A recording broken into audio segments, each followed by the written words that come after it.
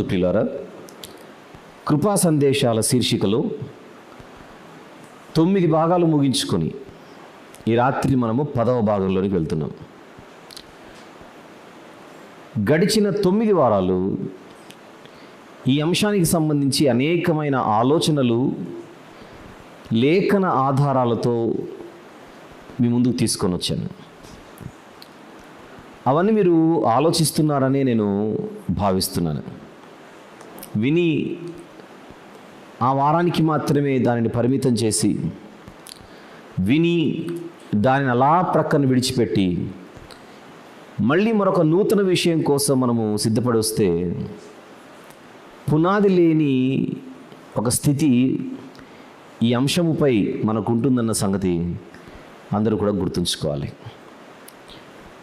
విన్నదానిని తిరిగి ధ్యానించడం, విన్నదానిని తిరిగి నెమరు వేసుకోవడం అన్నది ప్రతి ఒక్కరి ప్రాథమిక కర్తవ్యం. ఒకసారి వినేశాను నాకు గుర్తుండిపోతుంది అనేటువంటి అతి విశ్వాసం మనల్ని దెబ్బతీయకుండా జాగ్రత్త పడదామని పిలుపునిస్తూ సూచిస్తూ కృపా సందేశాల శీర్షికలో 10వ భాగంలోనికి నేను ప్రవేశిస్తున్నాను.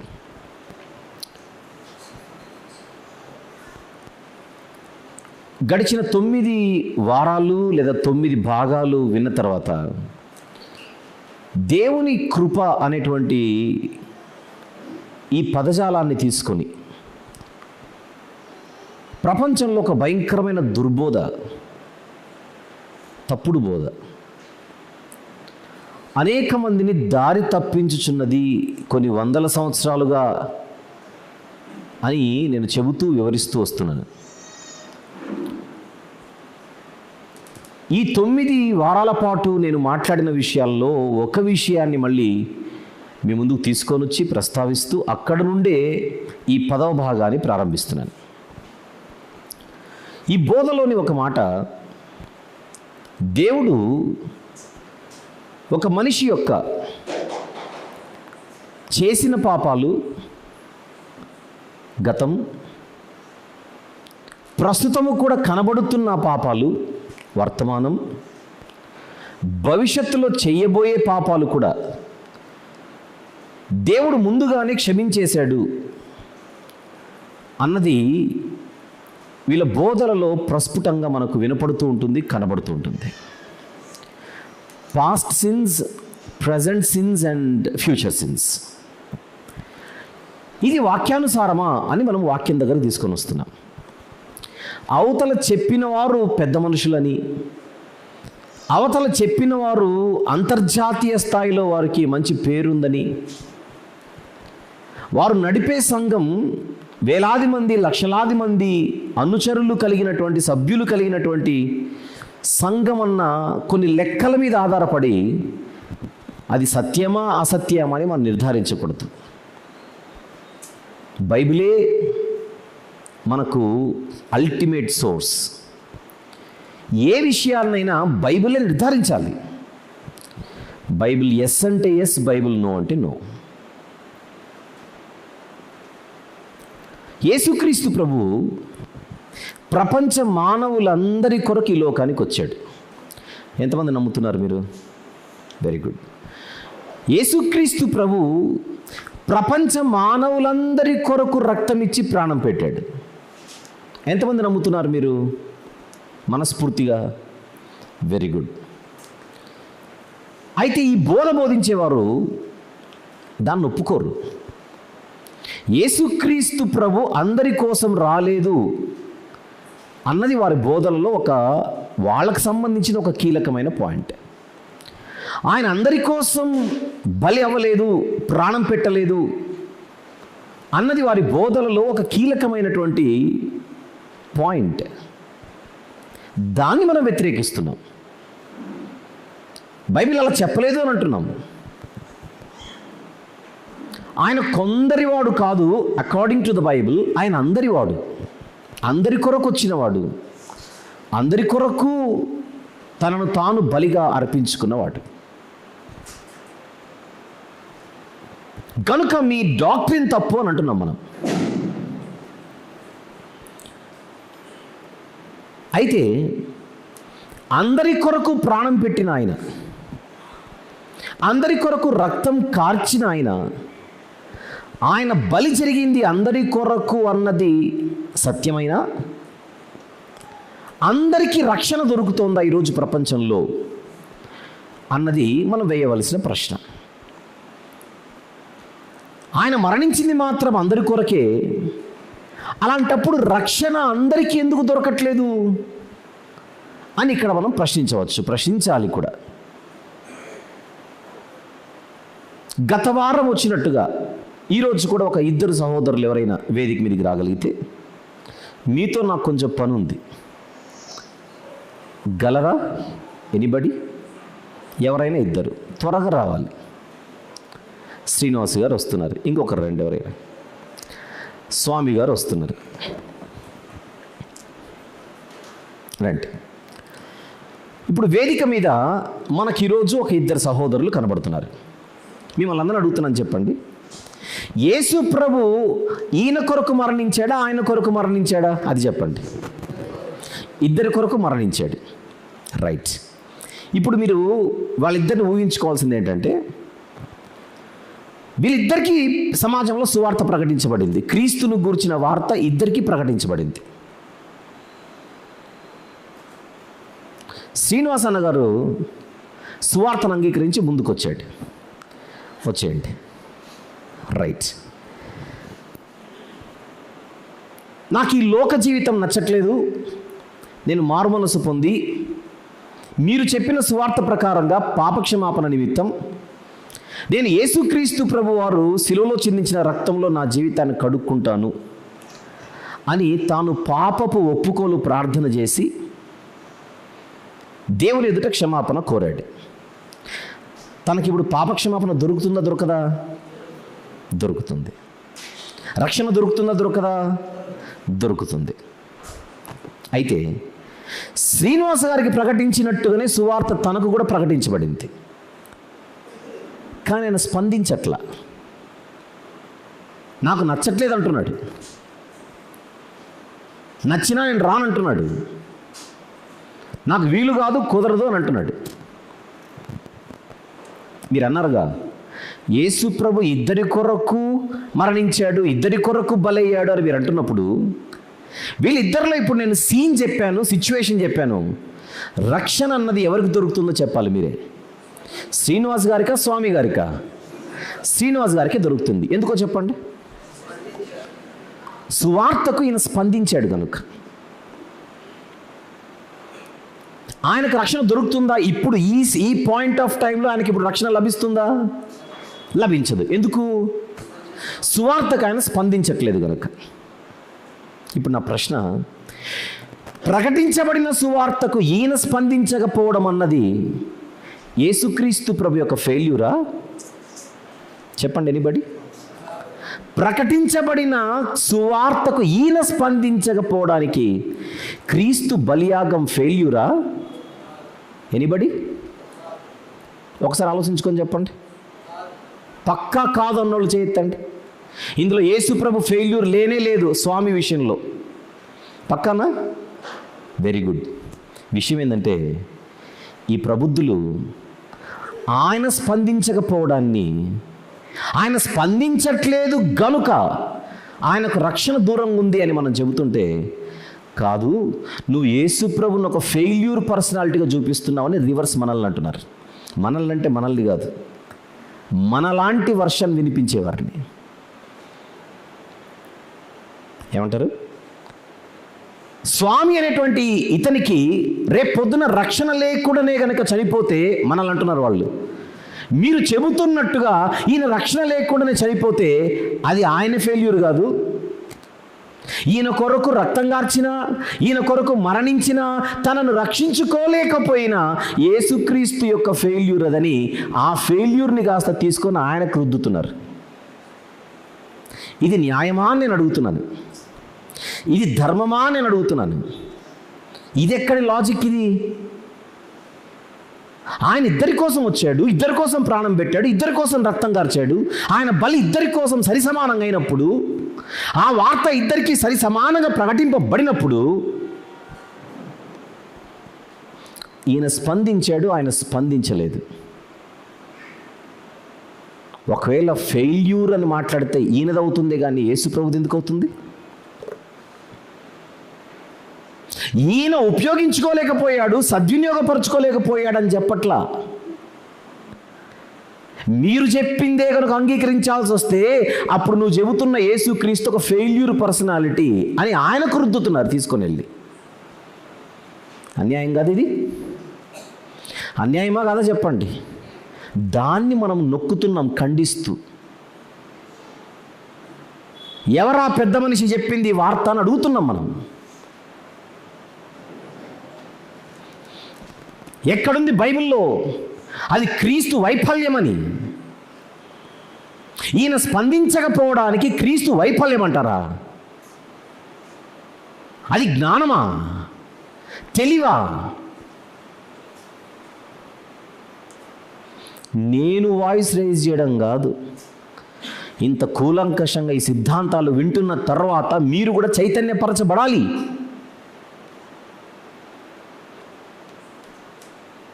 ఒకప్పుడు పరలోకంలో తల్లి ఉంది అనే ఒక దుర్బోధ ప్రపంచమంతా తిరుగుతోంది, జాగ్రత్త అని మీకు వివరించడం జరిగింది ఇదే సంఘంలో.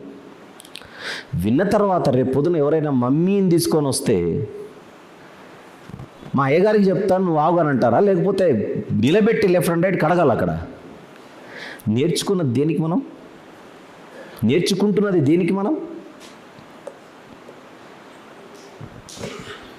గనుక సంఘముగా ఇక్కడ సిద్ధాంతాలు నేర్పిస్తున్నప్పుడు విని వెళ్ళిపోతే ప్రయోజనం లేదు, తిరిగి వాటిని ధ్యానించాలి.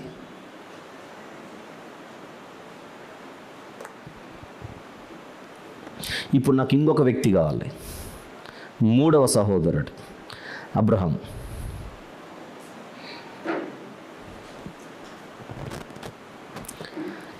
ఇప్పుడు మీకు ఇంకొక కేసు చెప్తాను. ఇప్పుడు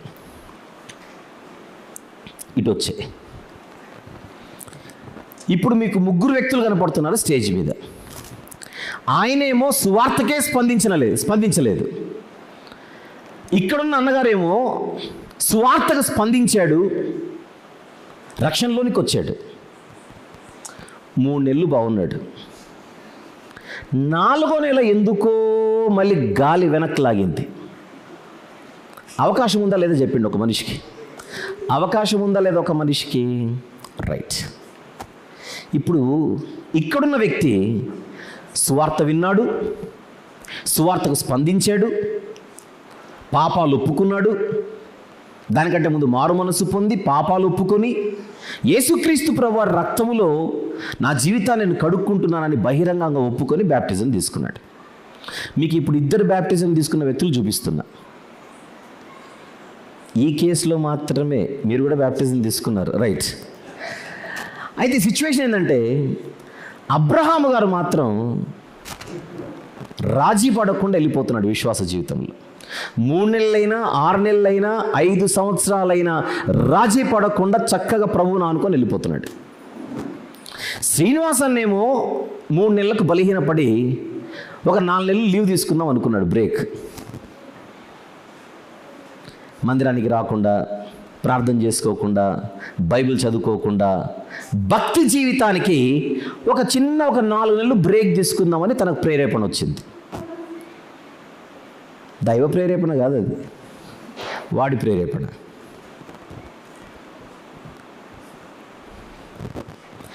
ఒక టైం వచ్చిన తర్వాత ఒక కాలానికి ముగ్గురి ఆయుష్ తీరిపోయింది.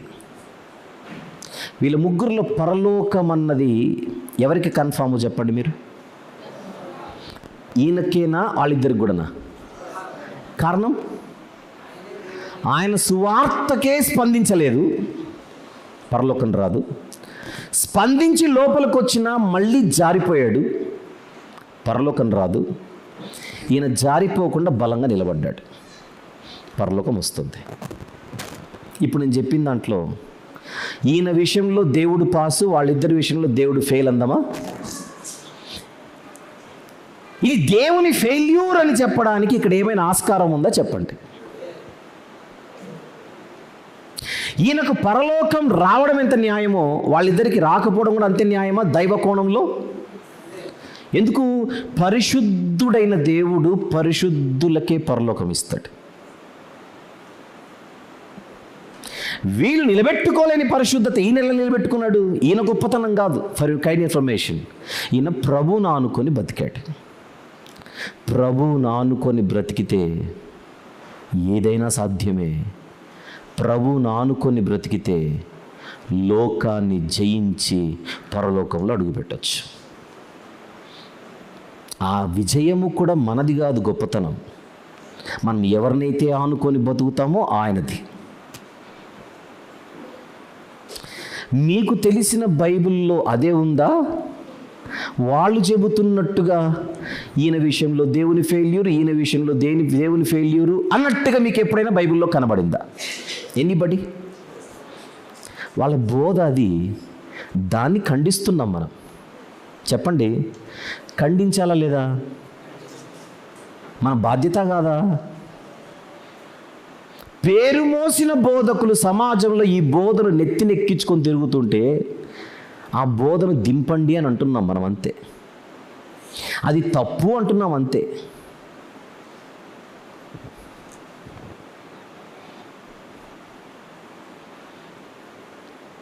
Very good. మీకు సిచ్యువేషన్ అర్థమైందిగా? రైట్. ఇప్పుడు కాసేపు సీన్ మార్చి, ఇప్పుడు ముగ్గురు బ్యాప్టిజం తీసుకున్నారని సెకండ్ సీన్లోకి వస్తున్నా. ఆయన బ్యాప్టిజం తీసుకున్నాడు, ఈయన బ్యాప్టిజం తీసుకున్నాడు. వేరే సీన్ చెప్తున్నాను ఇప్పుడు. బాప్టిజం పొందే ముందుగా ప్రార్థన చేసుకునే బ్యాప్టిజం తీసుకుంటారా? కరెక్ట్గా తీసుకునే వ్యక్తి ప్రార్థన చేసుకునే బ్యాప్టిజం తీసుకుంటారా? వెళ్ళి అలా స్టైల్గా మునిగేసి వస్తారా? ప్రార్థన చేసుకోవాలి. ఏ ప్రార్థన అది? పాపపు ఒప్పుకోలు ప్రార్థన. అతిక్రమములను దాచిపెట్టువాడు వర్ధిల్లడు. వాటిని ఒప్పుకోవాలి, ఒప్పుకొని విడిచిపెట్టాలి. రైట్. ఇప్పుడు విషయం ఏంటంటే, ఆయన పాపాలు ఒప్పుకున్నాడు, ఈయన పాపాలు ఒప్పుకున్నాడు బ్యాప్టిజం కంటే ముందు. వీళ్ళు మారు మనసు పొంది పాపాలు ఒప్పుకునేంత వరకు సిచ్యువేషన్ రావడానికి వీళ్ళ వెనుక పరిశుద్ధాత్మని సహాయం ఉందంటారా లేదా? పరిశుద్ధాత్ముని సహాయము, పరిశుద్ధాత్ముని నడిపింపు, పరిశుద్ధాత్ముని తోడుంటేనే వీళ్ళు ఇక్కడి వరకు వస్తారా? ఇందులో పరిశుద్ధాత్ముని ప్రమేయం లేకుండానే వీళ్ళ ముగ్గురు తమంతకు తాముగా స్పందించేశారా? ఉందా? పరిశుద్ధాత్ముని హస్తం ఉందా వీళ్ళ ముగ్గురి మారు మనసులో? ముగ్గురు పాపాలు ఒప్పుకున్నారంటే వీళ్ళ ముగ్గురు జీవితాలలో పరిశుద్ధాత్ముని పనికి వాళ్ళు స్పందించారు. వీళ్ళ ముగ్గురికే హెల్ప్ చేస్తాడా, మాకు చేయడా అని ఎవరు అలగకూడదు. ఇక్కడ అందరికీ పరిశుద్ధాత్మని సహాయం ఉంటుంది. ఉపయోగించుకోవడము, ఉపయోగించుకోకపోవడం అన్నది మన చేతిలో ఉంటుంది. ఒక రెఫరెన్స్ చూద్దాం ఇప్పుడు బైబిల్లో. కాసేపు మీరు నాతోనే ఉండండి, త్వరలో మీకు విడుదల దయచేదును. యోహాను సువార్త 16వ అధ్యాయం. యోహాను సువార్త 16వ అధ్యాయం 7 మరియు 8 వచనములు చూద్దాం. యోహాను సువార్త 16వ అధ్యాయము 7 మరియు 8. అయితే నేను మీతో సత్యము చెప్పుచున్నాను, నేను వెళ్ళిపోవుట వలన మీకు ప్రయోజనకరము. నేను వెళ్ళని ఎడల ఆదరణకర్త మీ యొద్దకు రాడు. ఎవరా ఆదరణకర్త? పరిశుద్ధాత్ముడు. ఆదరణకర్త మీ యొద్దకు రాడు. నేను వెళ్ళిన ఎడల ఆయనను మీ యొద్దకు పంపుదును. రైట్. ఆయన ఏం చేస్తాడు? వచ్చి 8వ వచనం, ఆయన వచ్చి పాపమును గూర్చియు, నీతిని గూర్చియు, తీర్పును గూర్చియు లోకమును ఒప్పుకొన చేయును. ఇప్పుడు ఈ ముగ్గురు జీవితాలలో పాపం అన్నది వాళ్ళు ఒప్పుకునే స్థితికి వాళ్ళు వచ్చారు అని అంటే వెనకల ఎవరి ప్రోద్బలం, ఎవరి నడిపింపు, ఎవరి తోడు, ఎవరి సహాయం అని మనం కన్ఫర్మ్ చేసుకోవచ్చు. పరిశుద్ధాత్ముని కార్యమని మనం కన్ఫర్మ్ చేసుకోవాలంతే. వాళ్ళ ముగ్గురే కాదు, మనందరి జీవితాల్లో కూడా. ఇప్పుడు అసలు ప్రశ్న వేస్తాను. మీరు ముగ్గురు బ్యాప్టిజం తీసుకున్నారు కదా ఒకప్పుడు. ప్రార్థన చేసుకునే తీసుకున్నారా, ప్రార్థన చేసుకోకుండా తీసుకున్నారా? పాపాలు ఒప్పుకున్నారు కదా ప్రభు సన్నిధిలో మీరు. రైట్. నేను జెన్యూన్గా అడుగుతున్నాను, ఏ పాపాలు ఒప్పుకున్నారు? చేసిన పాపాలు ఒప్పుకున్నారా? ఫ్యూచర్లో కూడా చేయబోతున్నాను ప్రభు, కూడా క్షమించేసి అడ్వాన్స్గా అన్నారా? పక్కానా? వీళ్ళు ముగ్గురు అంటున్నారు, మేము పాపాలు ఒప్పుకున్నాం బాప్తిజం కంటే ముందు. ఏ పాపాలు అని అడిగితే చేసిన పాపాలు ఒప్పుకున్నామే కానీ మేము వారం తర్వాత, 10 రోజుల తర్వాత, 6 నెలల తర్వాత, నెక్స్ట్ ఇయర్ కొన్ని ప్లాన్స్ ఉన్నాయి మాకు, అప్పుడు చేయబోయే పాపాలను కూడా ఇప్పుడే క్షమించు ప్రభువా అని పొరపాటున ఒప్పుకున్నారని ఒకసారి జ్ఞాపకం చేసుకోండి. వాళ్ళ ముగ్గురు అలా చేయలేదట, నేను కూడా అలా చేయలేదు. మీరు ఎవరైనా అలా చేశారేమో చెప్పండి. ఎనీబడి? చేసిన పాపాలనే ఒప్పుకున్నాము కానీ చేయబోయే పాపాలు మేము ఒప్పుకోలేదు అన్నోళ్ళందరూ చేయొద్దండి. చేసిన పాపాలే ఒప్పుకున్నాము కానీ చేయబోయే పాపాలు కూడా క్షమించే ప్రభు అడ్వాన్స్గా. ఎనీబడి? రైట్. మీకు తెలిసిన వాళ్ళు ఎవరైనా అలా చేసి ఉంటారా? మీ ఫ్రెండ్స్, మీ ఇంట్లో వాళ్ళు, మీ బంధువులు, మీకు తెలిసి ఎవరు అలా చేయలేదుగా? Very good. అంటే బాప్తిస్మం పొందే ముందుగా ఏ మనిషి అయినా ప్రార్థన చేసుకొని బాప్తిస్మానికి సిద్ధపడితే, ఆ ప్రార్థనలో పాపాలు ఒప్పుకుంటే ఏ మనిషి అయినా చేసిన పాపాలు ఒప్పుకుంటాడే కానీ నేను చెయ్యబోయే పాపాలు కూడా క్షమించే ప్రభువా అని ఏ పిచ్చోడు అడగడు. Yes or no? రైట్.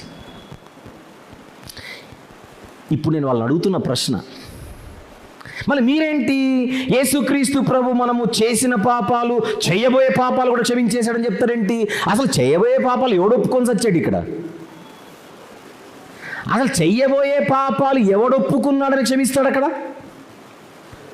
అసలు అంత దమ్ముందా ఎవరికైనా వచ్చి నేను చేయబోయే పాపాలు క్షమించి ప్రభు అని అడుగుదామా? అంటే బాప్తిస్మం కంటే ముందు మనము చేసిన ప్రార్థన అంటోంది, నువ్వు భవిష్యత్తులో చేయబోయే పాపాలకు నాయన ఈ క్షమాపణ నీకు వర్తించదని. అంతేనా కదా? అసలు నువ్వు పాపం చేయకూడదు. ఫస్ట్ పాయింట్ అది. చేయకూడదంటే ప్రభువును ఆనుకొని జీవించాలి. సాధ్యమేనా? సాధ్యమేనా? సాధ్యమే, సాధ్యమే. కాకపోతే అది ఒక రాత్రికి అవ్వదు. Step by step, it's a process.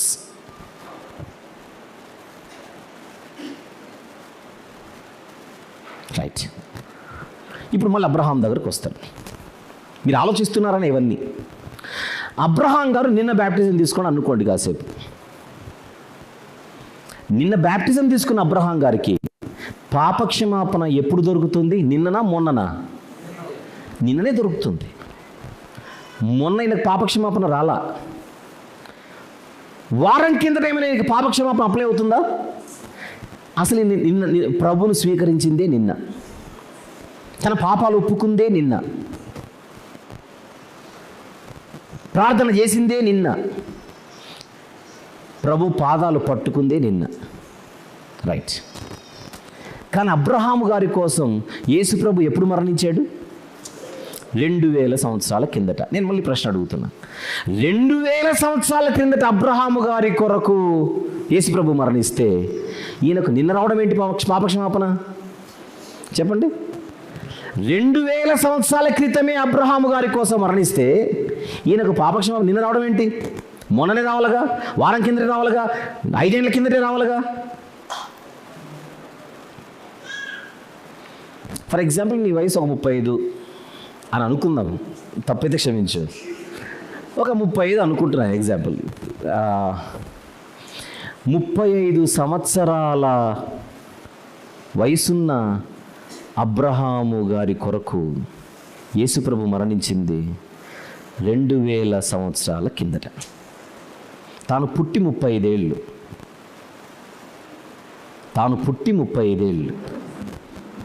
తన కొరకు మరణించింది యేసు ప్రభు 2000 సంవత్సరాల కిందట.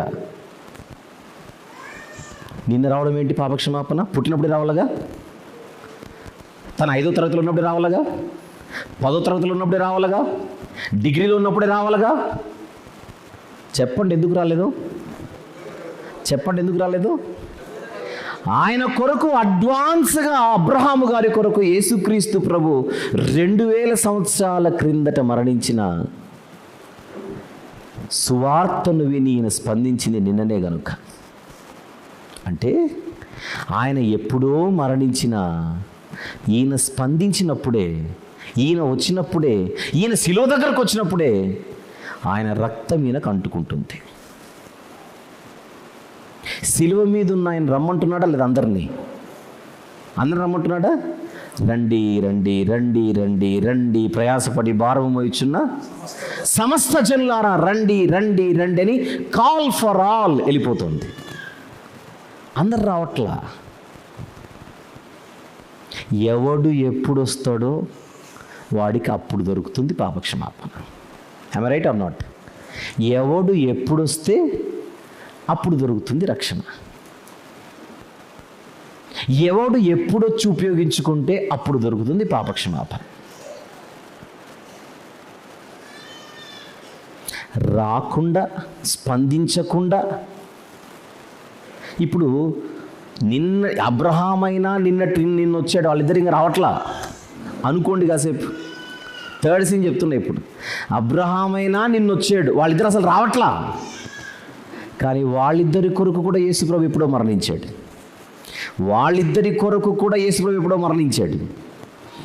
కానీ ఆయన వాళ్ళిద్దరి కొరకు మరణించిన ఇంకా వీళ్ళ జీవితాలు ఆయన రక్తానికి కనెక్ట్ కాలేదు కనుక ఆయన వాళ్ళ కొరకు మరణించిన ఆ ఎఫెక్ట్ ఇంకా వీళ్ళ మీద పడదు.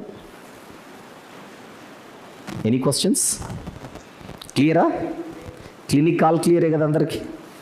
Very good. ఇది చాలా సింపుల్ విషయం. ఇదేదో అర్థం చేసుకోలేనంత లోతైన విషయం కాదు. అర్థం అందరికీ చేయించడానికి 1-2 సార్లు వాళ్ళ ముగ్గురిని ప్రాక్టికల్గా నిలబెట్టి చెప్పించాను అంతే. ఇది మీకు అర్థమైతే చివరిగా ఒక మాట చెప్పి వారికి సెలవు ఇస్తాను. శ్రీనివాస్ గారు 3 నెలలకు బలహీనపడ్డాడన్నాను ఇందాక. వెళ్ళిపోయాడు.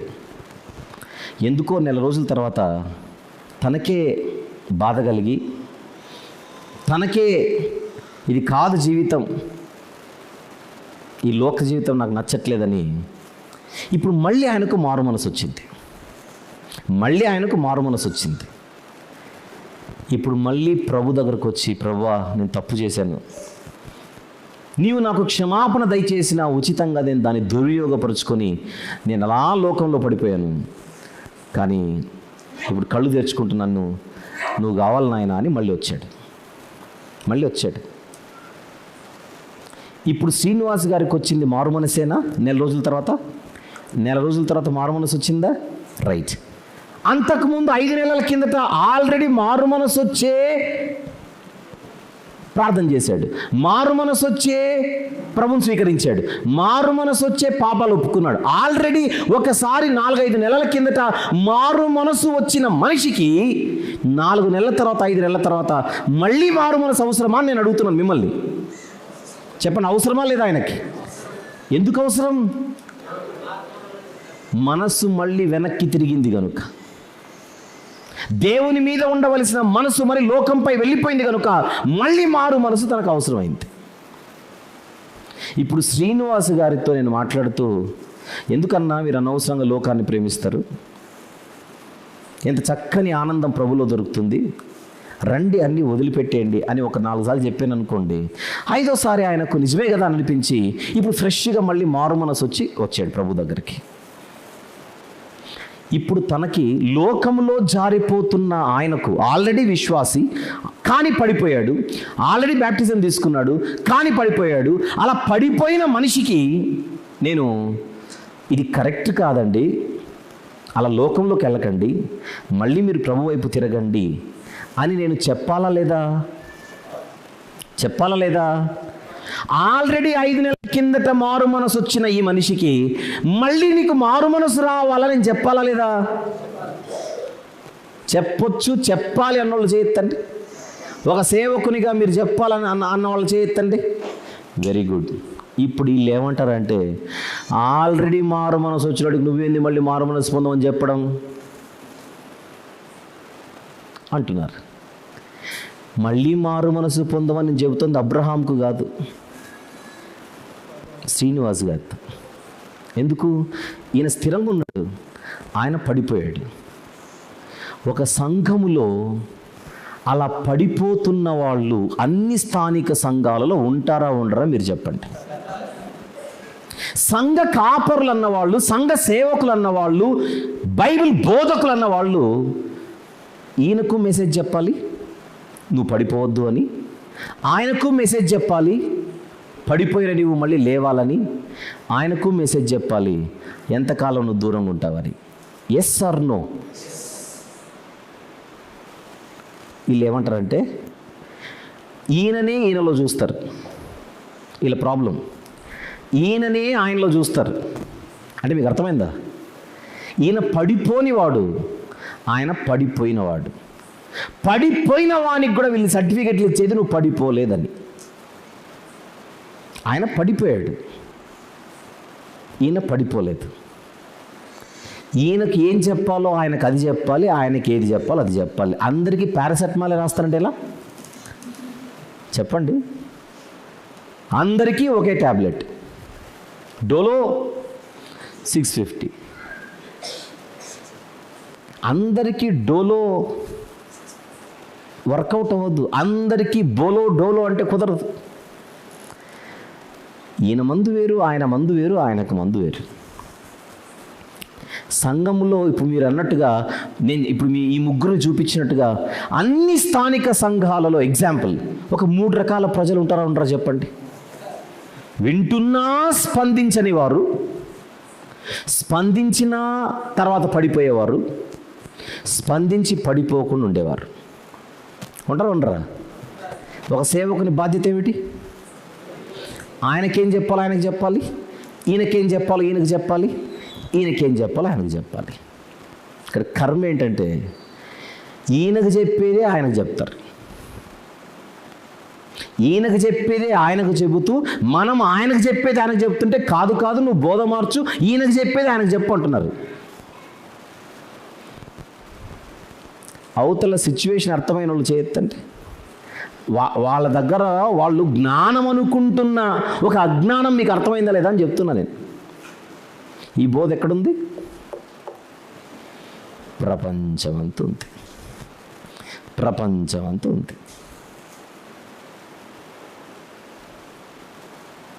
మీ అందరికీ వీళ్ళు ముగ్గురు అర్థమయ్యారుగా? వాళ్ళ ముగ్గురు వ్యక్తులు కాదు, 3 గ్రూపులకు ప్రతినిధులుగా కొద్దిసేపు వేదిక మీద ఇది ఒక పాత్ర అంతే. వాళ్ళు దిగిన తర్వాత నువ్వు ఎప్పుడు స్పందిస్తావు అని ఎవరనకంటే,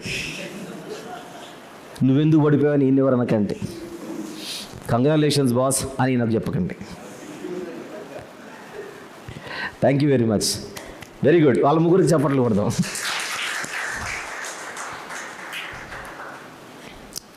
ఇప్పుడు బైబిల్లోకి వెళ్దాం, రైటా? వెళ్ళిపోదాం, స్టార్ట్ చేద్దాం బైబిల్ టూర్. బైబిల్ టూర్ మత్తయి సువార్త 3వ అధ్యాయం.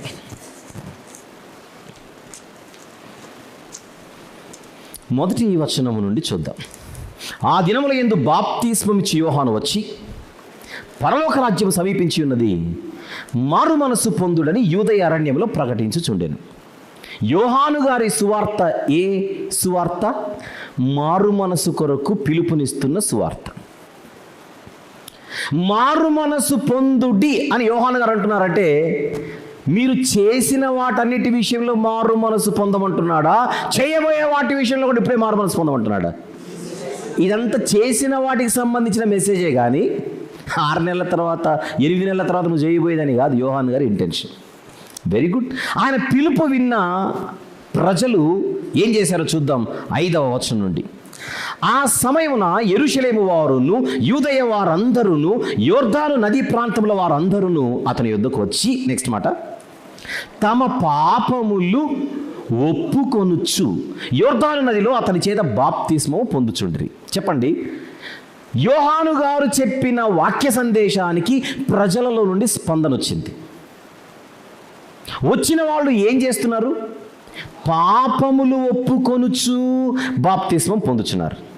మిమ్మల్ని అడుగుతున్నాను, చెప్పండి, ఈ ప్రజలు యోహాను గారి దగ్గరకు వచ్చి పాపాలు ఒప్పుకొని బాప్టిజం తీసుకునేటప్పుడు ఏ పాపాలు ఒప్పుకొని ఉంటారు?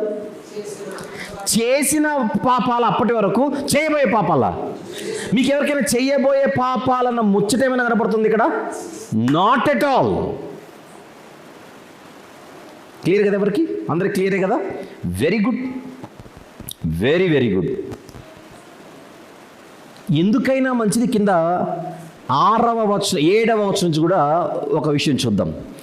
అతడు పరిసయ్యులలోను సద్దూకయ్యులలోను అనేకులు బాప్తిస్మము పొందవచ్చుట చూచి, సర్ప సంతానమా, రాబో ఉగ్రతను తప్పించుకున్నట్టుకు మీకు బుద్ధి చెప్పిన వాడెవడు? మారు మనస్సుకు తగిన ఫలము ఫలించుడి. ఓహో, మారు మనస్సు అంటే ఫలాలు రావాలన్నమాట. కండిషన్ ఉందా? నా మనసు మారిపోయింది, నా మనసు మారిపోయింది, నా మనసు మారిపోయింది అని చెప్పుకుంటే కుదరదు. నాకు యేసుప్రభు అంటే ఇష్టం, యేసుప్రభు అంటే ఇష్టం, యేసుప్రభు అంటే చెబితే కుదరదు. నోటితో యేసుక్రీస్తు ప్రభును ఒప్పుకున్న ఫలాలు లేకపోతే అది మారు మనసు కాదన్నమాట. అంతేనా? బాగా తాగేవాడు సువార్త విని యేసుప్రభుని అంగీకరించాడు. యేసుప్రభుని అయితే అంగీకరించాడు కానీ తాగుడు మానలేదు. ఇప్పుడు అంగీకరించినట్ట, అంగీకరించనట్ట? మారు మనసు వచ్చినట్ట, మారు మనసు రానట్ట? అంటే మారు మనసుకు తగిన ఫలాలనే ఉన్నాయన్నమాట. ఓన్లీ మారు మనసు ఫుల్ స్టాప్ పెడితే కుదరదు. మారు మనస్సుకు తగిన ఫలాలను ఫలించాలి. గనులైన వారు, పరిసయ్యులు సద్దూకయ్యులన్న వారు, వాళ్ళలో వచ్చినది రియల్ రిపెంటెన్స్ కాదు కనుక, వాళ్ళలో వచ్చినది వాస్తవమైన మారు మనసు కాదు కనుక నిజంగా ఒప్పుకున్న వారిని ముంచాడు, నిజంగా ఒప్పుకొనని వారిని దంచాడు నిలబెట్టి. ఏదో నోటితో అలా సింపుల్గా ఎస్ ఐ లవ్ జీసస్ అంటే కుదరదు. యేసుక్రీస్తు ప్రభును విశ్వసించడం అంటే పాపపు జీవితాన్ని చెప్పాలి పాతి పెట్టడం, పాపాన్ని అసహించుకోవడం, పరిశుద్ధతను ప్రేమించడం, పరిశుద్ధత కొరకు పరితపించడం. సామాన్య ప్రజలు వచ్చి వాళ్ళు ఒప్పుకున్న పాపాలు చేసినవే కానీ చేయబోయేవి కాదు. ఇప్పుడు వాళ్లకు పాపాలు కడుగబడి ఉంటే, ఏ పాపాలు కడుగబడి ఉంటాయి బ్యాప్టిజం అప్పుడు? At the time of baptism అప్పటి వరకు చేసిన పాపాలే. వెళ్దాం ఇంకా ముందుకెళ్దాం. అపోస్తలుల కార్యములు 2వ అధ్యాయం. అపోస్తలుల కార్యములు 2వ అధ్యాయం 37వ వచనం నుండి చూద్దాం. 37 నుండి. వారు ఈ మాట విని హృదయంలో నొచ్చుకొని, సహోదరులారా మేమేమి చేతుమని పేతురును కడమ అపోస్తలులను అడుగగా, పేతురు ఏమంటున్నాడు మళ్ళీ ఆయన? మీరు మారు మనసు పొంది పాపక్షమాపణ నిమిత్తం ప్రతివాడు యేసుక్రీస్తు నామమున బాప్తిస్మము పొందుడి అన్నాడు. పేతురు గారు పెంతెకొస్తు పండుగ దినాన ప్రజలతో చెబుతున్నది, మీరు మారు మనసు పొంది పాపక్షమాపణ నిమిత్తము బ్యాప్టిజం తీసుకున్నది అంటున్నాడు. అంటే ప్రభువుని స్వీకరించి. ఇప్పుడు అపోస్తలుడైన పేతురు గారు ఇస్తున్న పిలుపు కూడా మీరు చేసిన పాపాలను ఒప్పుకోమంటున్నాడా, చేయబోయే పాపాలు కూడా ఇప్పుడే ఒప్పేసుకోమంటున్నాడా? చెప్పండి. ఇప్పటి వరకు మీరు చేసిన పాపాలు ఒప్పుకోమంటున్నాడే కానీ ఫ్యూచర్లో చేయబోయే కూడా ఇప్పుడే ఒప్పేసుకోండి, సేఫ్ సైడ్లో ఉంటారని చెప్పట్లే ఆయన. అలా బుద్ధున్నోడు ఎవడు చెప్పడు, బుర్రున్నోడు ఎవడు ఈ ప్రార్థన చేయడు. అదే అపోస్తలుల కార్యములు 3వ అధ్యాయం 20వ వచనం చూద్దాం. 3వ అధ్యాయం 20వ వచనం. మీ కొరకు నియమించిన క్రీస్తు యేసును ఆయన పంపునట్లును మీ పాపములు తుడిచివేయబడు నిమిత్తం ఏం చేయాలి? మారు మనస్సు నుండి తిరుగుడి. మారు మనస్సు అనే పదాన్ని దయచేసి మీరు ఆలోచించడానికి ప్రయత్నం చేయండి, పిలుపునివ్వడానికి ఇది చూపిస్తున్నాను. ఏ మనిషినైనా ఎవరైనా నువ్వు మారు మనసు పొంది ప్రభు దగ్గరికి రా అని పిలిచిన ప్రతిసారి ఇప్పటి వరకున్న నీ జీవితాన్ని విడిచిపెట్టి కొత్త జీవితాన్ని స్టార్ట్ చేయనే బోధన సారాంశమే ఉంటుంది. కానీ నువ్వు ఫ్యూచర్లో కూడా చెడిపోతావు కదా, దాని కొరకు కూడా ఇప్పుడే నువ్వు ఖర్చీఫ్ వేసుకో అని చెప్పడేవాడు. ఎట్లా తిప్పేశారో చూడండి దాన్ని తీసుకొని. వీళ్ళు ఎక్కడెక్కడ హిమాలయన్ బ్లండర్స్ చేశారో కూడా మాకు త్వరలో ఇవన్నీ వస్తాయి. ఆల్రెడీ మీకు చూపించాను కొన్ని వచనాలు. అక్కడ వచనాలు ఒకటి, దాని వెనకాల కాంటెక్స్ట్ ఒకటి, దానికి ఉన్న వివరణ ఒకటి, వీళ్ళు ఇచ్చిన వ్యాఖ్యానం ఒకటి.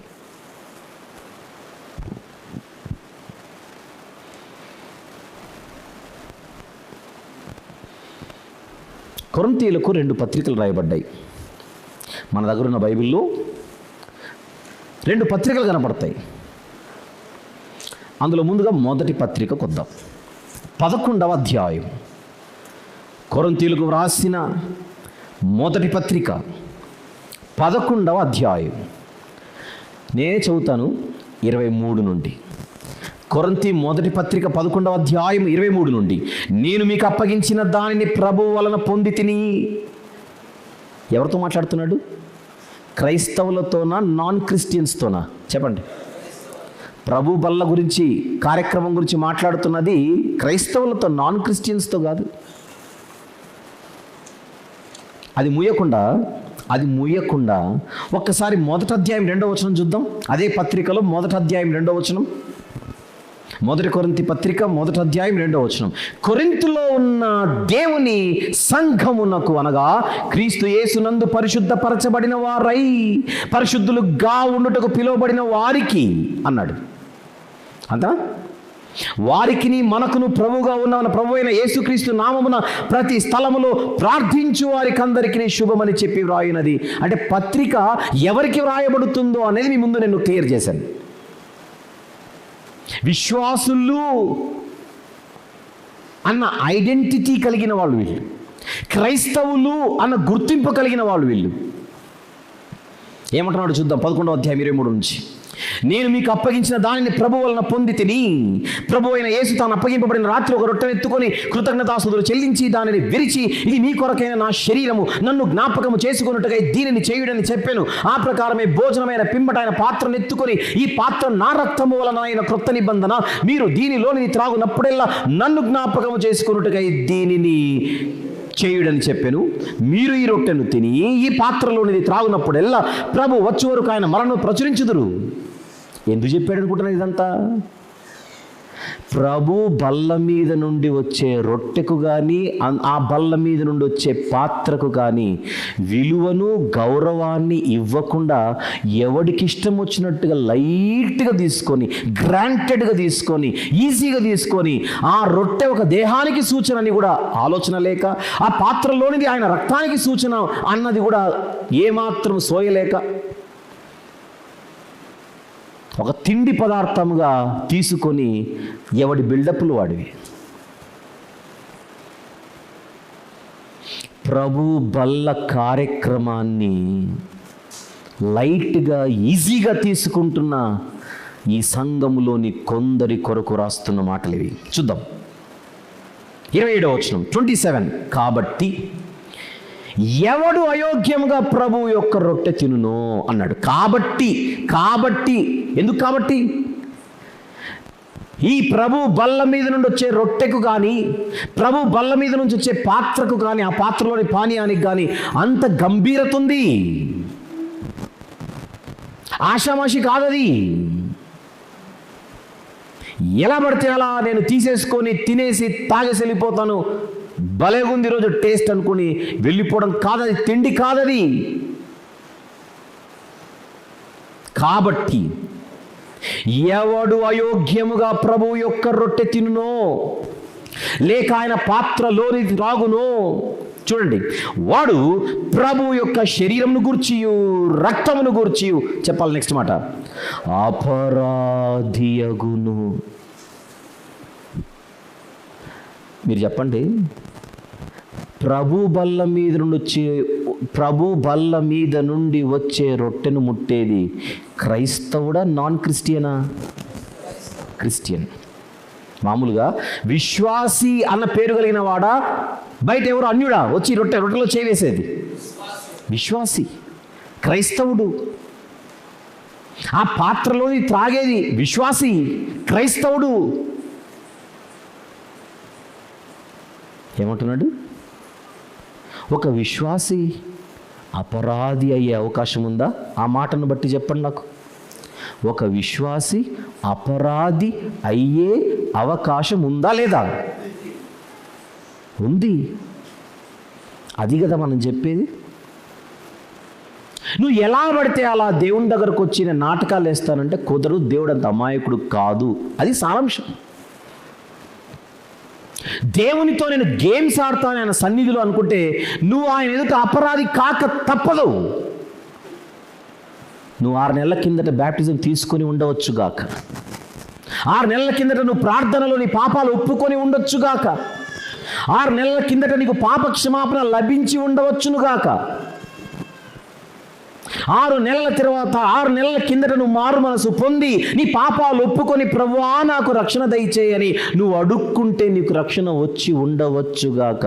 6 నెలల తర్వాత కొమ్ములు వచ్చాయిగా ఇప్పుడు. మరి 6 నెలల కింద ఉన్నట్టుగా ఇప్పుడు నువ్వు లేవుగా. అప్పుడేమో గజగజ దేవుడు అంటే, ఇప్పుడు అలా ఈజీగా రొట్టె కదా వేసుకో,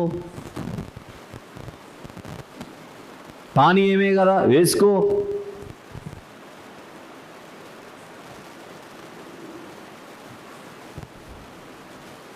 ప్రభు బల్ల కార్యక్రమం జరిగేటప్పుడు కొన్ని చోట్ల కొంతమంది కాళ్ళకు చక్రాలు అంటే తెలుసు కదా, తుర్రుమని జారుకుంటారు.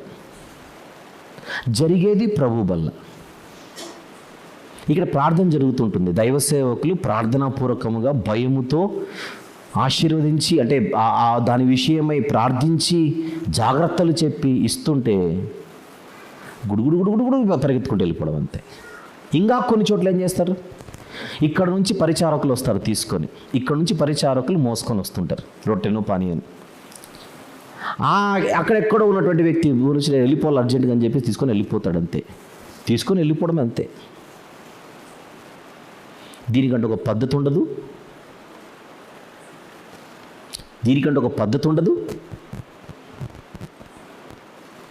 ఒకడిని దోసుకొని ఒకడిని లాగేసి ఒకడు ఫస్ట్ తీసుకొని తినేసి వెళ్ళిపోవడమేనా?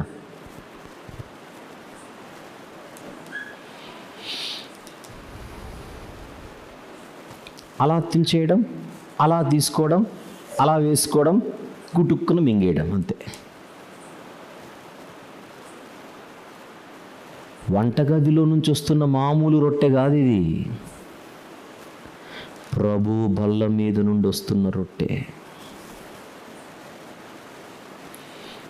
దాని విషయంలో ఎవడైనా తేడాగా ప్రవర్తిస్తే, ఇవ్వవలసిన గౌరవాన్ని ఇవ్వకపోతే జడ్జిమెంట్ ఏంటి? అపరాధి. నా మాట చెప్పండి, నా మాట ఉందా లేదా అక్కడ? 27వ వచనం, ఎవడు అయోగ్యముగా ప్రభు యొక్క రొట్టెను తినునో లేక ఆయన పాత్రలోని త్రాగునో వాడు ప్రభు యొక్క శరీరమును గూర్చి రక్తమును గూర్చి అపరాధి అగును. ఏం చేయాలట మరి? కాబట్టి ప్రతి మనుష్యుడు తనను తాను పరీక్షించుకొనవలెను. అలాగు చేసి ఆ రొట్టెను తిని ఆ పాత్రలోని త్రాగాలి. అంటే తినే ముందుగా తాగే ముందుగా ఎవరికి వాళ్ళు ఏం చేయాలి? పరీక్షించుకోవాలి. ఎవరి ఎదుట పరీక్షించుకోవాలి? దేవుని ఎదుట పరీక్షించుకోవాలి. ప్రభువా, నేనైతే నీకు మాట ఇచ్చాను, కానీ కొన్ని విషయాలలో నిజమే నాయనా, నేను ఇంకా బలపడవలసిన అవసరం ఉంది. కొన్ని విషయాలలో నేను బలపడవలసిన అవసరం ఉంది. ప్రభువా, నన్ను క్షమించి నన్ను బలపరచు. ఈ దేహము విరవబడింది నా కొరకు, ఈ రక్తము చిందింపబడింది నా కొరకు. దీన్ని నేను ఎప్పుడూ మర్చిపోకుండా భయముతో బతికేలా నన్ను సిద్ధపరచుతాంటే అని ప్రార్థన చేసుకొని తీసుకోవాలా లేదా చెప్పండి? వీళ్ళు చెప్పేది ఏంటో చెప్పనా? నో, ఆయన దగ్గరకు వచ్చి నేను బలహీనుడు అనకు. ఆయన దగ్గరకు వచ్చి నేను పడిపోతున్నాను ప్రభువా నన్ను బలపరచమని ఎవరిని అడక్కు. ఫీల్ అవుతాడట దేవుడు. ఏం ఫీల్ అవుతాడు? 6 నెలల కిందటే కదరా నీకు అప్పుడు బ్యాప్టిజం అప్పుడు మొత్తం పాపాలు క్షమించేసిన అడ్వాన్స్గా. నువ్వేంటి ప్రతిసారి వచ్చి పాపాలు క్షమించి అంటావు? Well in advance. ఆల్రెడీ ఓవరాల్గా నువ్వు ఇంకొక 30 ఏళ్ళు బతికినా 30 ఏళ్ల పాటు అప్పుడప్పుడు నువ్వు పడిపోయి అప్పుడప్పుడు నువ్వు చేయబోయే పాపాలు కూడా ముందే నేను కడిగేశాను మొత్తం. ఎంత దుర్మార్గమైన బోధ ఇది! బైబిల్ చెబుతున్నదేంటి, వీళ్ళు చెబుతున్న బోధలేంటి?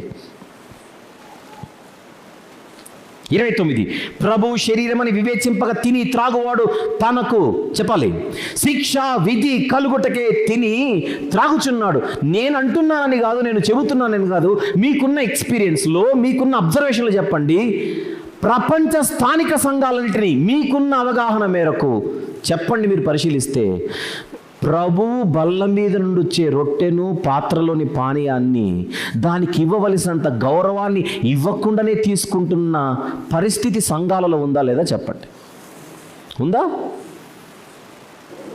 దాని గంభీరతను గుర్తించకుండా ఎలా పడితే అలా తీసుకోవడం, నిర్లక్ష్యంగా తీసుకోవడం.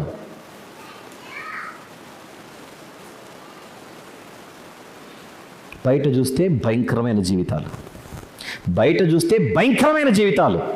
ఇక్కడికి వచ్చి ఎంత ఈజీగా చేయబెట్టి రొట్టె తీసుకోవడం.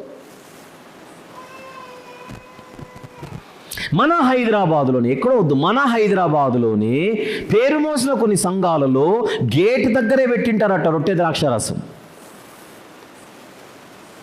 ఏమని ఎవరైనా అడిగితే ఏమంటే అది ఎవరికి ఇస్తారంటే అందరూ తీసుకోండి, అందరూ తీసుకోండి. ఎందుకంటే యేసుప్రభు అందరి కోసం వచ్చాడు, అందరి కోసం మరణించాడు. ఆయన దేహం అందరి కోసం కనుక ఆ రొట్టె అందరూ తినండి, ఆ రక్తం అందరి కోసం కనుక ఆ పానీయం అందరూ తాగండి. ఇది చూడండి లాజిక్. అప్పుడే సిగరెట్ దాకా వచ్చింటాడు, రొట్టెలో చేయేస్తాడు. దురలవాట్లకు అలవాటు పడిన వారు కూడా మందిరాలకు రారు. మందిరం బయట పొగ తాగి లోపల అడుగు పెడతాడు, రాగానే రొట్టెస్తారు. ఇప్పుడు ఇచ్చినోడికి తీసుకున్నోడికి ఇద్దరికి ఉంటుందో ఉండదో చెప్పండి? దేవుని దగ్గర నుంచి ఉందా లేదా?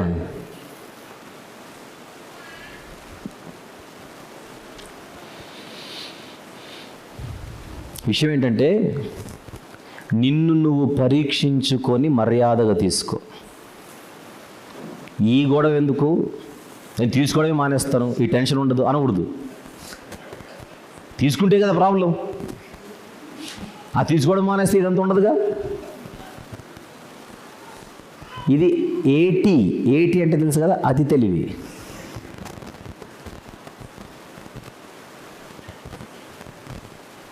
దేవుని సన్నిధిలో దేవుని ఎదుట దేవుని ఎదుట మనల్ని మనము పరీక్షించుకుంటూ భయముతో భక్తితో దాన్ని పుచ్చుకుంటే ఆ వారమంతా దేవానే నీకు మాట ఇచ్చాను నాయనా, నీ ఇష్ట ప్రకారం నేను బ్రతకాలని ఆయన ఆనుకొని బ్రతకడానికి అవకాశం ఉంటుంది. అసలు బల్ల కార్యక్రమంలోనే పాల్గొనాలంటే ఇంక మొత్తానికే మోసం ఎగిరిపోయినట్టే. ఇదే బాగుంది అనుకుంటాం మనం. నిన్ను నువ్వు పరీక్షించుకోవాలి.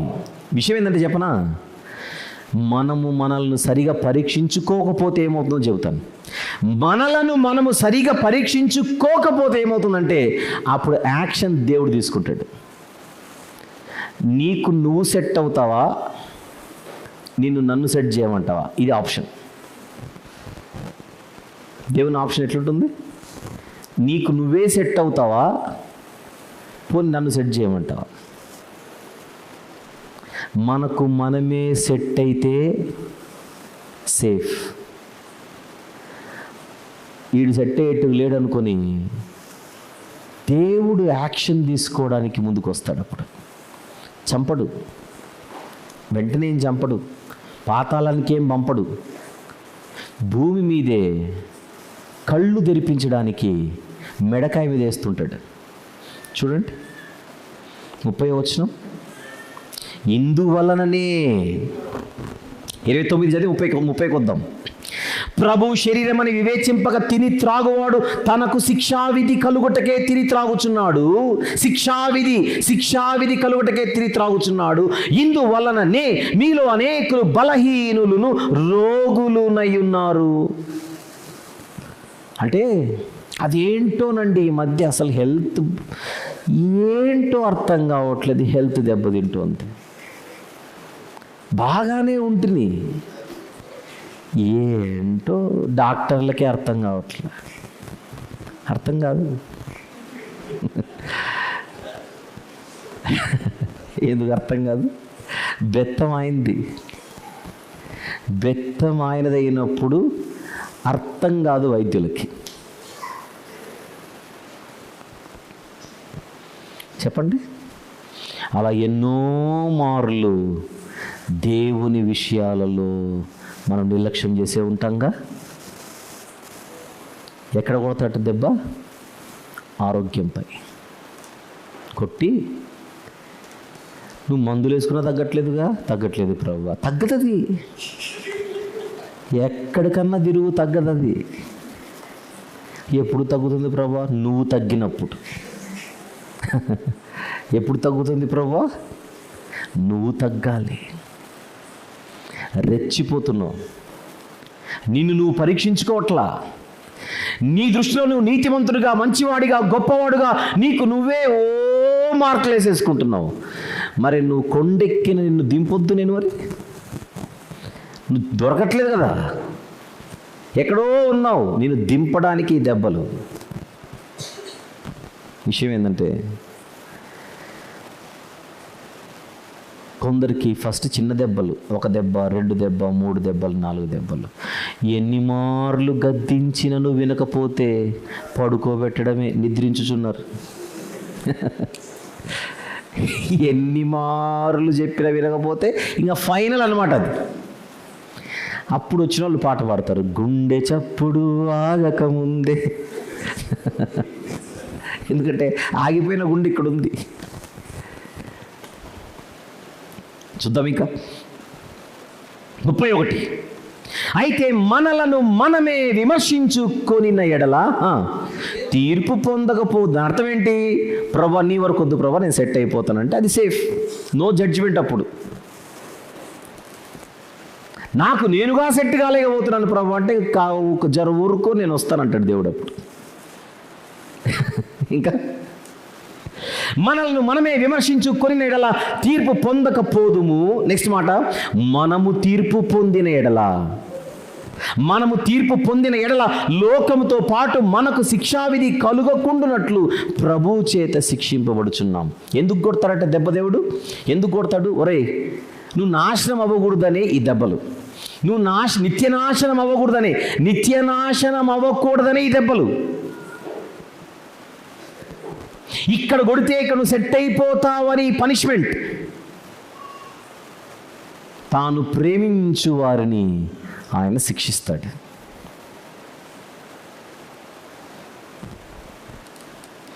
కాబట్టి నా సహోదరులారా, భోజనము చేయుటకు మీరు కూడి వచ్చినప్పుడు ఒకని కొరకు ఒకడు కనిపెట్టుకొని ఉండుడి. మీరు కూడి వచ్చుట శిక్షావిధికి కారణము కాకుండానట్లు ఎవడైనను ఆకలి కోరిన ఎడల తన ఇంటనే భోజనం చేయవలెను. నేను వచ్చినప్పుడు మిగిలిన సంగతులు ఏం చేస్తాను? క్రమపరతును. అంటే మనం ఒక్కసారి ప్రభులోకి వచ్చిన తర్వాత ఆయనకు కూడా వదులుకోవడానికి ఎందుకు ఇష్టం? దేవుడు కూడా మనల్ని వదులుకోవడానికి ఇష్టం, ఆయనకు సరదా ఏం కాదు. మనం మారడానికే ఇదంతా కూడా.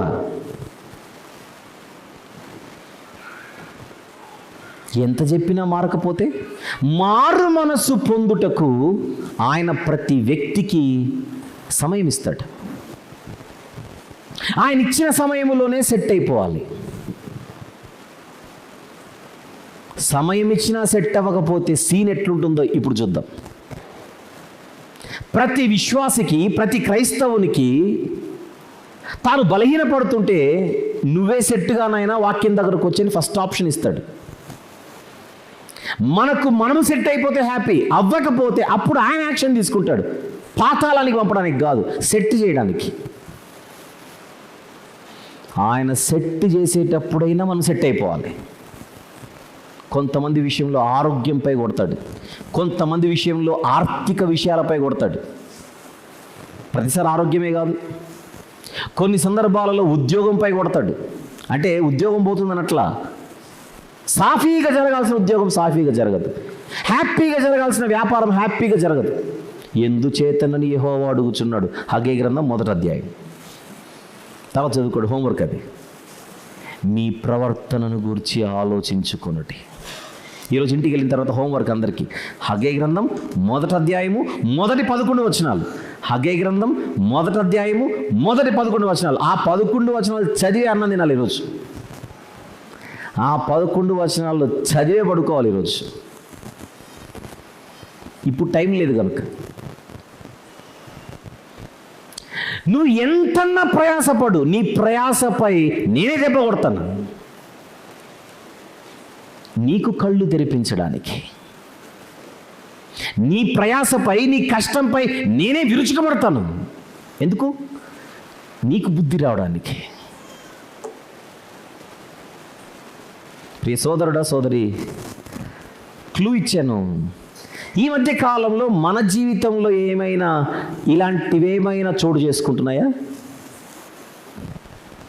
ఆలోచించండి, పరిశీలించుకోండి. మనం అనుకున్నవేవో జరగట్లా. చేతి వరకు వస్తుంది, వెళ్ళిపోతుంది. గడప వరకు వస్తుంది, ఎగిరిపోతుంది. నోటి వరకు వస్తుంది, లోపలికి వెళ్ళట్లా. ఎందుకా, ఏమిటా అని అడిగితే హగ్గై గ్రంథం చెప్పండి 1వ అధ్యాయము మొదటి 11 వచనాలు. అక్కడ దొరుకుతుంది ఆన్సర్. అందుకే చదవమన్నాను.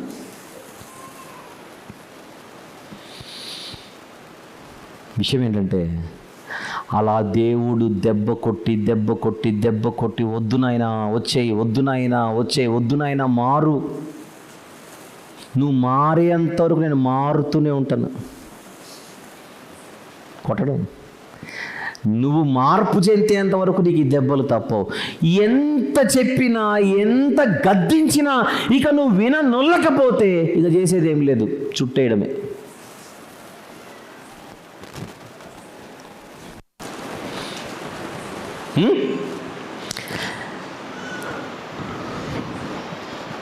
వీళ్ళు ఏమంటారంటే, మారు మనసు పొందిన వాళ్ళకు మారు మనసు పొందని చెప్తారేంటండి మీరు? అలాగే మారు మనసు పొందిన వాళ్ళే మారు మనసు పొందిన వాళ్ళకి మారు మనసు పొందని చెప్తారేంటి? ఓకే, ఇప్పుడు కొరింథీ మొదటి పత్రిక 11 చదివించాను కదా. పౌలు గారి వివరణలో, పౌలు గారి బోధలో, పౌలు గారి పత్రికలో మారమని చెబుతున్నాడా, మారొద్దని చెబుతున్నాడు? మార్పు కొరకై ఈ మాటలు చెప్పండి. మార్పు కొరకైనా ఈ మాటలు. ఇప్పుడు పౌలు గారు మీరు మారు మనసు పొందాలంటున్నాడా? ఆ ముచ్చటే లేదా ఇక్కడ. ఎవరిని మారు మనసు పొందమంటున్నాడు ఇక్కడ? క్రైస్తవులను, విశ్వాసులను, ఆల్రెడీ క్రీస్తు యేసు రక్తములో కడుగబడిన వారికి చెబుతున్నాడు మీరు మారాలి.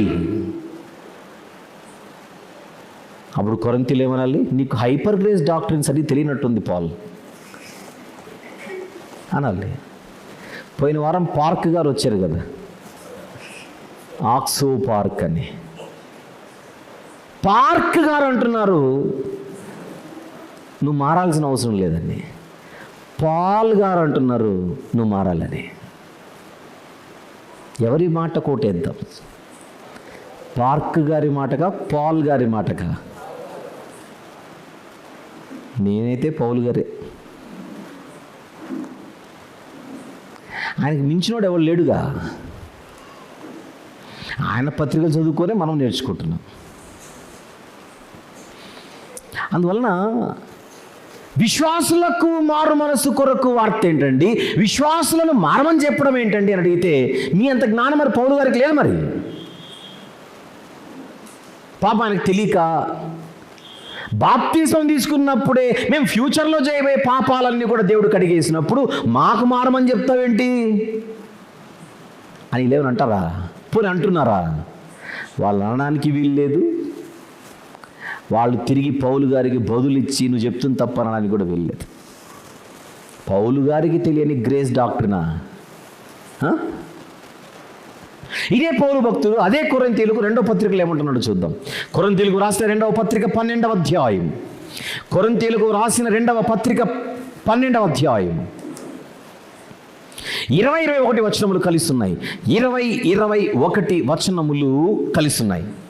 చూద్దాం. ఎందుకనగా ఒకవేళ నేను వచ్చినప్పుడు మీరు నాకు ఇష్టలుగా ఉండరేమో అనియు నేను మీకిష్టునిగా ఉండనేమోననియు, ఒకవేళ కలహమును, అసూయయు, క్రోధములను, కక్షలును, కొండెములను, గుసగుసలాడుటలను, ఉప్పొంగుటలను, అల్లరులను ఉండునేమో అనియు, నేను మరలా వచ్చినప్పుడు నా దేవుడు మీ మధ్య నన్ను చిన్నబుచ్చునేమోననియు మునుపు పాపము చేసి, చూద్దాం, మునుపు పాపము చేసి తాము జరిగించిన అపవిత్రత, జారత్వము, పోకిరి చేష్టల నిమిత్తము మారు మనస్సు పొందని అనేకులను గూర్చి దుఃఖపడవలసి వచ్చునేమోనని భయపడుచున్నాను. ఇంతకు ఈ పత్రిక ఎవరికి రాశాడు? ఈ పత్రిక ఎవరికి రాశాడు చూద్దాం. మొదటి అధ్యాయం మొదటి వచనం, దేవుని చిత్తము వలన క్రీస్తు యేసు యొక్క అపోస్తలుడైన పౌలును, మన సహోదరుడైన తిమోతియును, కొరింథీలోనున్న దేవుని సంఘమునకును అకయ యందంతటున్న పరిశుద్ధులకందరికీ శుభమని చెప్పి వ్రాయున్నది. క్రీస్తు యేసునందు పరిశుద్ధపరచబడిన వారు ఈ కొరింథీ సంఘంలో ఉన్న క్రైస్తవులు. ఆల్రెడీ పరిశుద్ధపరచబడిన వారితో పత్రికలు అంటున్నాడు చివరి అధ్యాయాలకు వచ్చేసరికి, మారు మనస్సు లేని జీవితాలు మీలో కొందరు కనబడుతున్నాయి. ఏమిటి దీని అర్థం? కొరింథీ సంఘంలో ఉన్న వాళ్ళందరూ చెత్తగా బతుకుతున్నారని కాదు, కానీ ఆల్రెడీ ప్రభువుని అంగీకరించి ఆయన రక్తంలో జీవితాలు కడుగుకొని మళ్ళీ ఎక్కడికి వెళ్ళిపోయారట వీళ్ళు? మునుపు పాపము చేసి తాము జరిగించిన అపవిత్రత, మునుపు పాపము చేసి, చెప్పాలి, మునుపు పాపము చేసి. మునుపు అంటే ప్రభువులోనికి రాక మునుపు, ప్రభువుని అంగీకరించక మునుపు ఏ బతుకైతే వీళ్ళకు ఉండినదో, ఏ బ్రతుకునైతే పాతేశారో, పాతేసిన బతుక్కి మళ్ళీ జీవం పోస్తున్నారట. అపవిత్రత, జారత్వము, పోకిరి చేష్టలు మళ్ళీ కనబడుతున్నాయి మీలో. ఈసారి మీ మధ్యకు వస్తే నేను కోరుకునే ఆనందం మీ మధ్య నాకు దొరకదేమోనని నాకు భయం వేస్తుంది. మారు మనస్సు పొందని అనేకులు కనబడుతున్నారు మీ సంఘంలో. ఎంతమంది నంబర్ చెప్పాడు చూడండి అక్కడ, అనేకులు. మరి మొదటి అధ్యాయంలో ఎవరికి రాస్తున్నాడు పత్రిక? పరిశుద్ధులకే అని అన్నాడు. పరిశుద్ధులు కాస్త ఏమైపోయారు? అపవిత్రులైపోయారు, అపరాధులైపోయారు.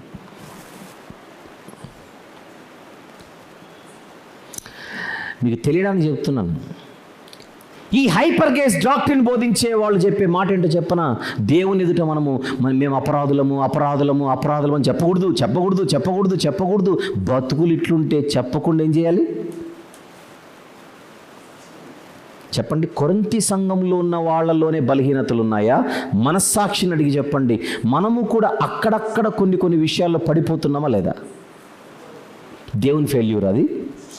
చెప్పండి. మన విషయంలో దేవుని ఫెయిల్యూరా, మన ఫెయిల్యూరా? తప్పు మనదా దేవునిదా? మనం పడిపోయి దేవుని ఫెయిల్యూరు, దేవుని అవమానపరిచినట్టు ఉంటుంది.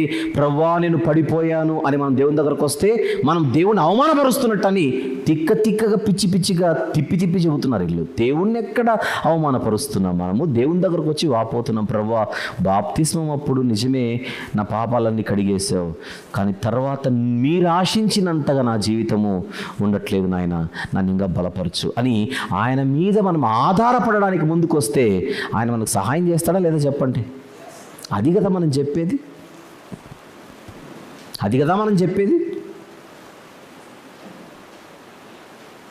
మీ పక్కన సహోదరుడు ఎవరో, తోటి సహోదరుడు కదా అని, తోటి సహోదరి కదా అని ఒక మాట అడిగారు. ఈ మధ్యకాలంలో నేను ఆత్మీయం కొంచెం బలహీనపడుతున్నాను, మీరు ఏదైనా సలహా ఇస్తే ఇవ్వండి అని అంటే అప్పుడు మీరేం చెప్పాలి?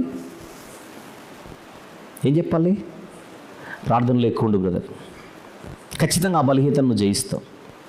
బైబిల్ చదువుకోవడంలో ఎప్పుడు రాజీ పడకు, మందిరానికి రావడంలో రాజీ పడకు. బలపరచరా? అలా చెప్పకుండా ఎవడన్నాడు బ్రదరు నువ్వు బలహీనుడయ్యావని? అబ్బా, నువ్వు బాప్తిసం పొందిన 5 ఏళ్ల కిందటే నిన్న నువ్వు పడిపోయిన దానికి కూడా దేవుడు నిన్ను క్షమించేశాడు గనుక బేఫికర్, బిందాస్, హ్యాపీగా ఉండు. అలా కాదు బ్రో, అలా కాదు, నేను తాగానండి, నేను తిరిగానండి, ఎగిరానండి, వెళ్ళకూడని చోటికి వెళ్ళానండి అని పాప వాపోతున్నాడు మనిషి. వెళ్ళకూడని చోటికి వెళ్ళానండి.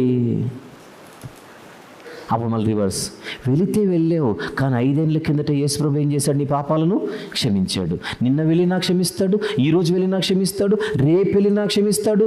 ఆల్రెడీ నీకు క్షమాపణ వచ్చింది కదా బ్రదరు, ఇంకెందుకు ఫియరు? ఇదే వీళ్ళు చెప్పేది, ఇదే వీళ్ళు చెప్పేది.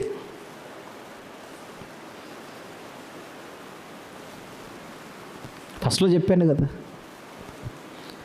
గుండె నొప్పిగా ఉంది, గుండె నొప్పిగా ఉంది, గుండె నొప్పిగా ఉంది అంటున్నాడు పేషెంట్. నీకేం కాదు, నీకేం కాదు అంటున్నాడు డాక్టర్. లోపల డాక్టర్కి తెలుసు మ్యాటర్ అది కాదని.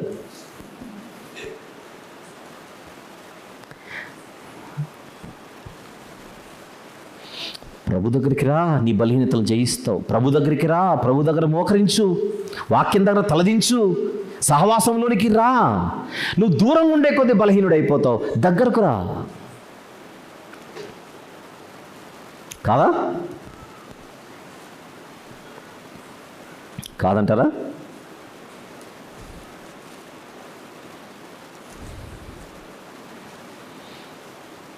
చెప్పండి. పౌలు గారి అనేకమైన పత్రికలలో ఒక 2 పత్రికలే మీ ముందు పెట్టాను.